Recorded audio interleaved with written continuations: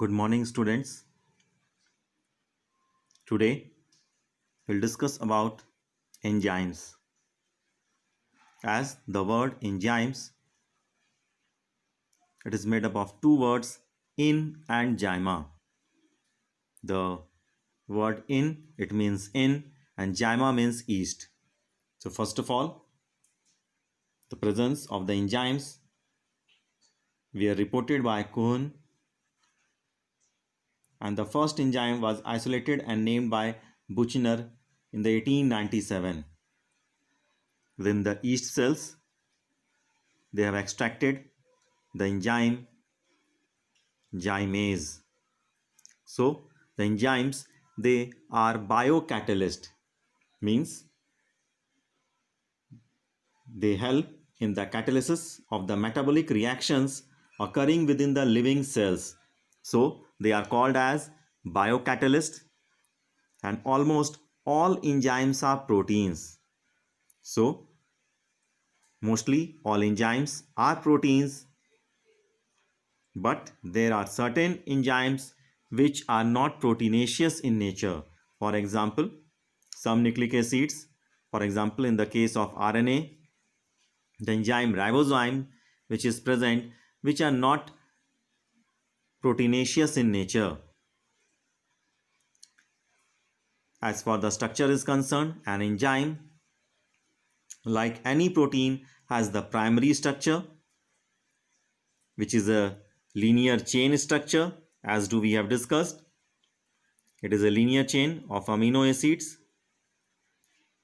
The amino acids are joined by peptide bonds, or maybe a secondary structure. The secondary structure, we have discussed, they may be in the form of alpha helix or beta pleated structure, or they may be tertiary structure also. There we have discussed, they're just like a mass of woolen ball rolled over it. So in the case of tertiary structure, the backbone of the protein chain folds upon itself, causing the chain criss-cross itself.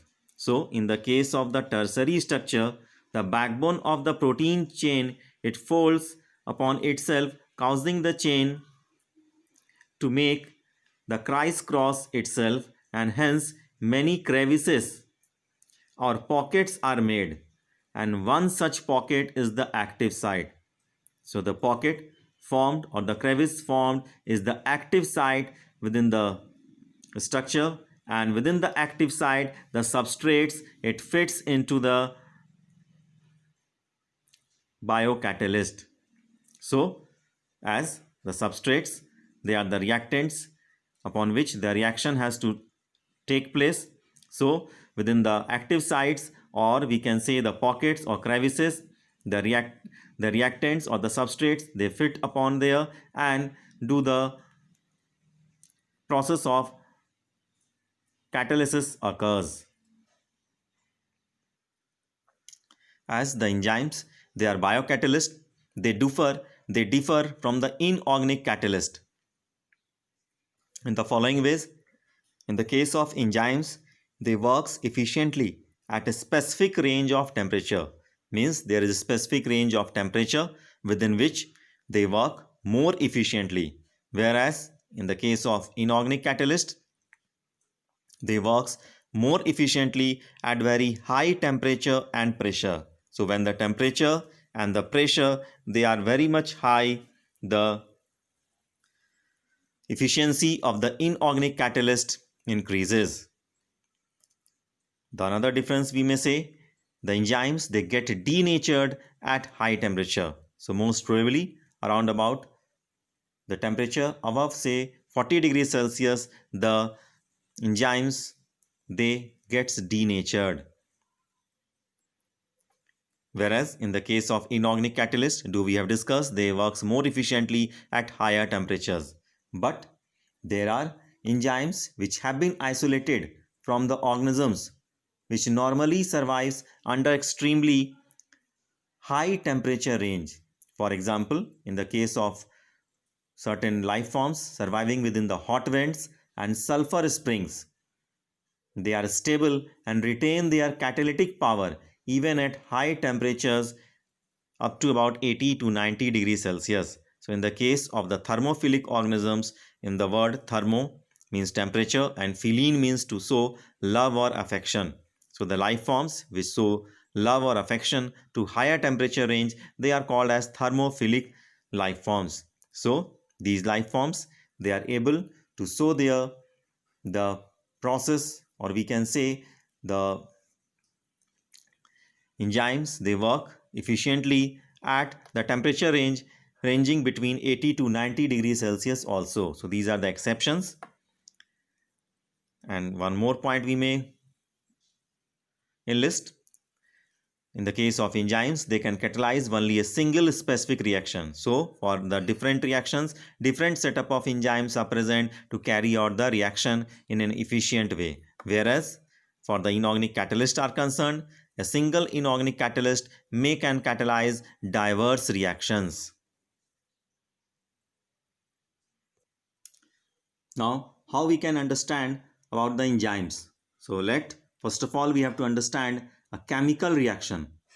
As we know, the chemical compounds undergo two types of changes. It may be a physical change or it may be a chemical change. Do we can differentiate regarding the physical change, that it is the change in the shape without breaking of bonds. So do we may consider, suppose the breaking of chalk would be an example of a physical change.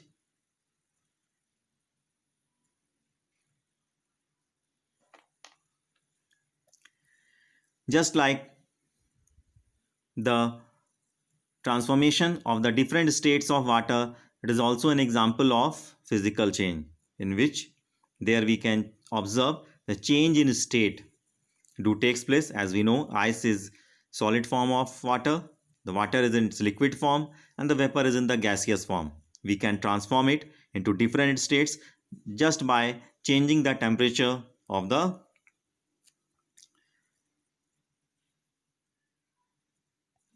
surrounding.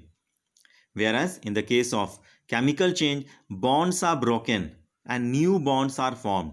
So do we may consider so many different reactions do takes place, in which we can say the chemical change is a change in which bonds are broken down and new bonds are formed.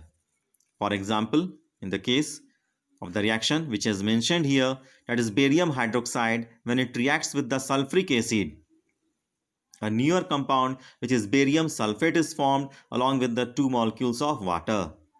Just do like we can consider when the starch is broken down in the presence of water, means the hydrolysis do takes place, then the glucose units are obtained.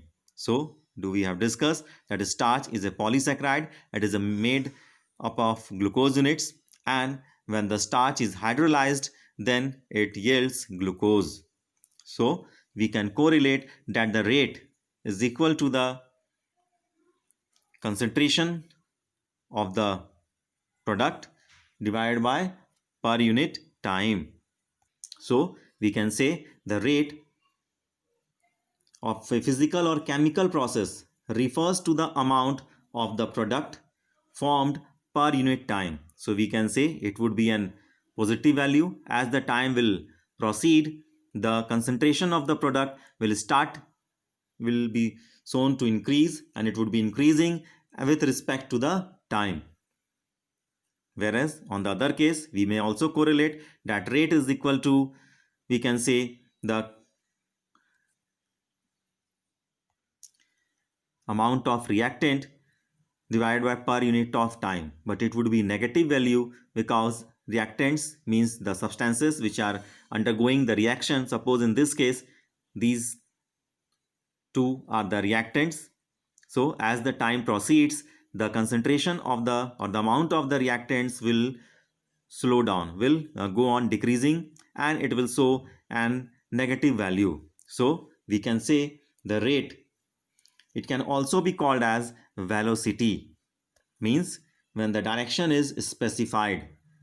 As we know, velocity is vector quantity, means in which the direction is also required to mention the specificity.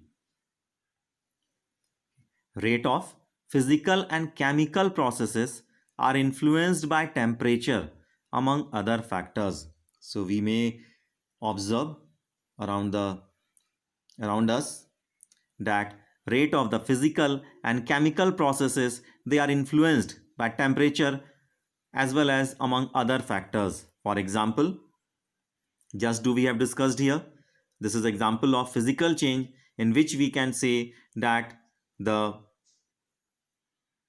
transformation of the different states of water do takes place under the influence of temperature, whereas in the case of chemical change also the temperature, it influences a lot to cause a change. So a general rule of thumb, that is a very general rule, is that rate doubles or decreases by half for every 10 degrees Celsius change in either directions. Means rate increases to twice for every 10 degrees Celsius change when increased, or rate may decrease just half for every decrease about in 10 degrees Celsius change. For example, if the rate of reaction, the enzyme is working at 40 degrees Celsius,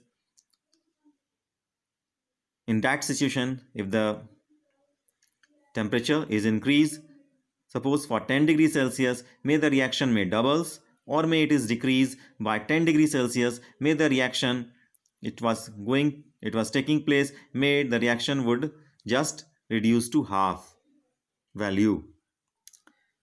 Catalyzed reactions, they proceed at rates vastly higher than that of the uncatalyzed ones.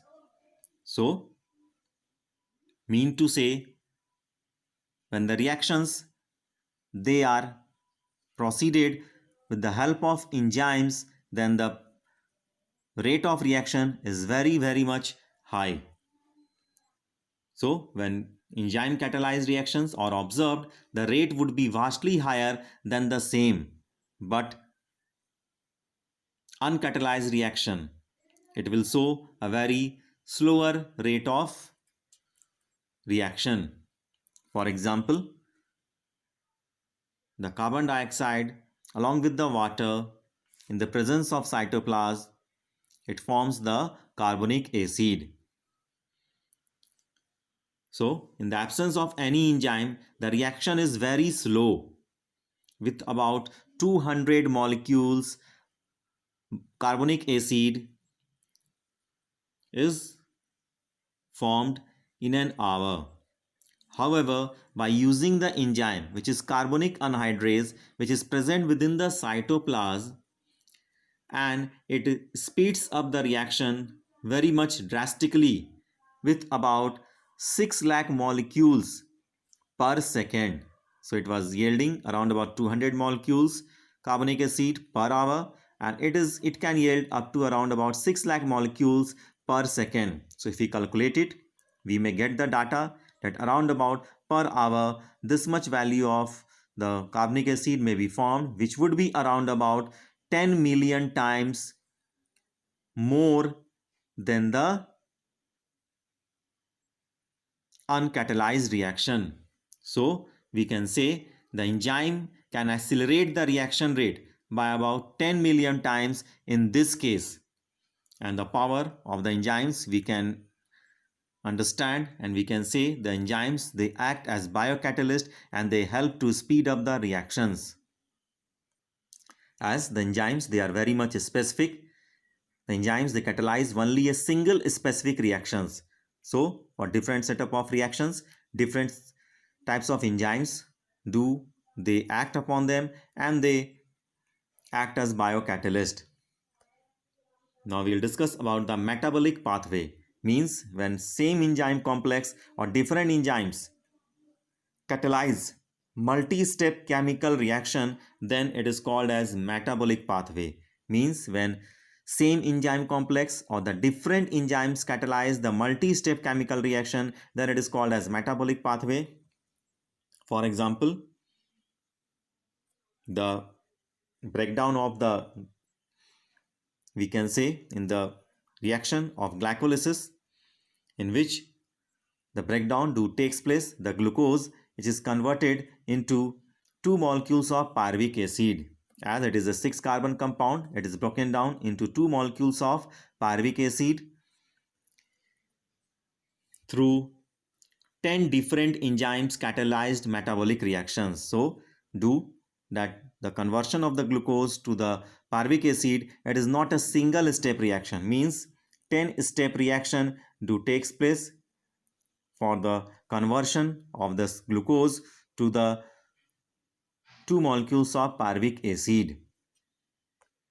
And do we have also discussed, we know that under anaerobic conditions, the same molecule, in the case of our skeletal muscles, it gets converted into lactic acid, and due to the accumulation of the lactic acid, the muscles get fatigued and the cramps arises. So in the case of higher vigorous activity of the skeletal muscles or physical work, do we observe the accumulation of lactic acid do takes place, which causes the muscle cramps. And just do like when the breakdown do takes place in the absence of oxygen, means the process it takes place anaerobically, then in the case of the yeast cell, the glucose it gets converted into ethanol, which is C2H5OH or ethyl alcohol. So the reaction do takes place within the yeast cell, and the process name is called as fermentation. So hence we can say in different conditions different products are possible. Till so far here, thank you, have a nice day.